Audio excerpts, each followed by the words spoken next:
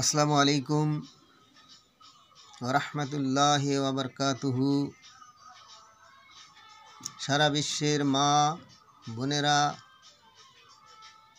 বাবা এবং ভাইয়েরা, আল্লাহর হুকুম আজকে 8 রোজা। আল্লাহ আমাদের প্রত্যেককে রমজানুল মুবারক মাসের পবিত্র ফরজ রোজা আদায় করার তৌফিক আতা ফরমায়েন। যদি আমরা সঠিকভাবে 30টা রোজা আদায় করিতে পারি তো আল্লাহ কবুলের মালিক আল্লাহ তাআলা আমাদের রোজা কবুল করুক। আজ আমরা কত নিম্নস্তরে চলে গিয়েছি আল্লাহ তাবারক তাআলার হুকুম থেকে। অনেক হুকুম আমরা আল্লাহ তাআলার অমান্য করে চলেছি। তাই আল্লাহ তাবারক তাআলা বলেছেন যে কাফেরদের জন্য আল্লাহ তাআলা কাফেরদেরকে আগুনে নিক্ষেপ করবেন। আগুন জ্বালাতে জ্বালাতে তাদের বুক পর্যন্ত উঠবে, যন্ত্রণায় ছটফট করবে কিন্তু মরবে না। পিপাসায় কাতর হবে, পানি চাইলে তাদের টকবক ফুটন্ত পানি দেওয়া হবে। কখনো কখনো পাপিষ্ঠদের দেহ নিগৃহীত পুষ পরিবেশন করা হবে। খিদে অস্থির হলে জালুম গাছের ফল তাদেরকে খেতে দেওয়া হবে, কখনো তাহা হজম হবে না, পেট দিয়ে তা বেরিয়ে আসবে। এই মনস্তাত্ত্বিক অবস্থায় চিরদিন চলতে থাকবে। কাফেরদের পাপীদের জন্য এই সমস্ত শাস্তি আল্লাহ তাবারক তাআলা নির্ধারিত করে রেখেছেন। যেমন দেখো, দোজখ অথবা জাহান্নামের সংখ্যা 8টি। 1 নম্বর দোজখ হচ্ছে হাবিয়া, 2 নম্বর হচ্ছে লাজ্জা, 3 নম্বর হচ্ছে হতামা, 4 নম্বর হচ্ছে সাইয়ার, 5 নম্বর হচ্ছে সাক্কার, 6 নম্বর হচ্ছে জাহিম, 7 নম্বর, 8 নম্বর হচ্ছে জাহান্নাম।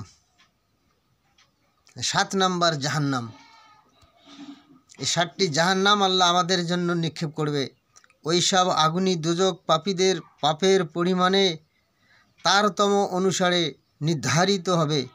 ওদের মধ্যে হাবিয়াহ অত্যন্ত ভয়ঙ্কর স্থান, ওইখানে ঠাঁই হবে জঘন্যতম অপরাধীদের। জাহান্নাম থেকে বহু দূর, জান্নাত থেকে বহু দূরে অবস্থিত হবে দোজখের স্থান। সে কারণ জান্নাতীরা জাহান্নামীদের অর্থনাদ কখনোই শুনতে পাবে না। কিয়ামতের দিন হাসরের ময়দান থেকে জাহান্নামের উপর দিয়ে জান্নাতের পথ, এক অতি শুষ্ক পুল পথ স্থাপন করা হবে। এটাকেই ফুলচেরাত বলা হয়। এটা চুলের চেয়েও সরু এবং তরবারির ধারের থেকেও তীক্ষ্ণ। নেককার মোমেন বান্দাগণ তার উপর দিয়ে বিদ্যুতের গতিতে আক্রমণ করে জান্নাতে পৌঁছে যাবে। কাফের বা মুশরিকেরা জাহান্নামে পড়ে যাবে। এই যাত্রা মুহূর্তের মধ্যে ঘটে যাবে। আমরা এই সমস্তর উপরে ভয় রেখে আল্লাহ তাবারক তাআলার হুকুম 5 ওয়াক্ত নামাজ আমরা পড়ি। 7 বৎসরের পরের থেকেই প্রত্যেকের জন্য নামাজ ফরজ হয়ে যায়। আজ আমরা ফরজের দিকে কোনো রকম ভ্রুক্ষেপ নাই। বিভিন্ন রকম কাজের উপরে আমরা মগ্ন হয়ে গিয়েছি। যেরকম কোরআন তেলাওয়াত করা, শিক্ষা লাভ করা আল্লাহ তাবারক তাআলা ফরজ করে দিয়েছেন, সেটার দিকে আমাদের কোনো লক্ষ্যভেদ নাই। নামাজ পড়া ফরজ, সেটা আমরা অমান্য করে চলেছি। আজ সেগুলোর দিকে আমাদের কোনো লক্ষ্য নেই। আল্লাহ আমাদের প্রত্যেককে যেন বুঝ দান করে যে আমরা নামাজ পড়ি, রোজা রাখি, হালাল ভক্ষণ করি, কারো এদিক সেদিক কারো কোনো জিনিস যেন আমরা চুরি চট্টা না করে, ধোঁকাবাজ না করে আমরা তাহা ভক্ষণ করি।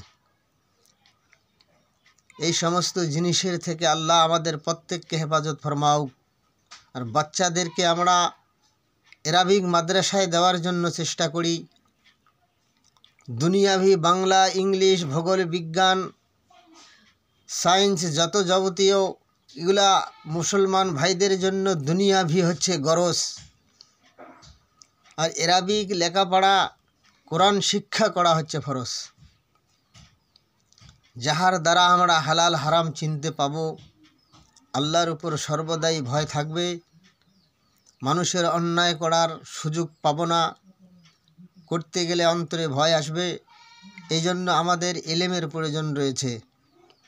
MA পাস, BA পাস, ল পাস করে বসে আছি, কিন্তু আমরা এমনিই জ্ঞানবান হয়ে আছি। এরাবিক কোরআন সম্বন্ধে আমরা অজ্ঞ, কিছু জানি না। ইসলাম সম্বন্ধে আমরা কিছু জানি না। তাই আমাদের এরাবিক শিক্ষা লাভ করা ফরজ। আল্লাহ আমাদের প্রত্যেককে এরাবিক শিক্ষা করার তৌফিক আতা ফরমাও। বাচ্চাদেরকেও এরাবিক শিক্ষা দেওয়ার মতো তৌফিক আতা ফরমাও। কেননা যদি আমরা এরাবিক শিক্ষা না করি তাহলে আমরা হালাল হারাম বুঝতে পাব না, এবং দিন সম্পর্কে যে একটা বুঝ সেটা আমাদের মাধ্যমে আসবে না, আল্লাহর উপরে ভয় আসবে না। বিভিন্ন রকমের খারাপ কাজের মধ্যে আমরা সব সময়ের জন্য লিপ্ত হয়ে যাব। আল্লাহ আমাদের প্রত্যেককে এই ভুলের থেকে হেফাজত করুক, আর এরাবিক শিক্ষা করার তৌফিক আতা ফরমাও। আল্লাহর হুকুম, এরাবিকটা এমনই জিনিস যার দ্বারা দুনিয়া ভি উপকৃত হওয়া যায়, আখিরাত ভি নাজাত পাওয়া যাবে, এবং কবরের আযাব থেকে আল্লাহ আমাদেরকে হেফাজত করবেন। যে ব্যক্তি দুনিয়ায় হর হালতে কোরআন তেলাওয়াত করতে করতে দুনিয়ার থেকে বিদায় নেবে, আল্লাহ তাবারক তাআলা বলেছেন ওই ব্যক্তির কবরের আযাবের জন্য কোরআন সাহারা হয়ে দাঁড়াবে। আল্লাহ আমাদেরকে কোরআন শিক্ষা করার তৌফিক আতা ফরমাও।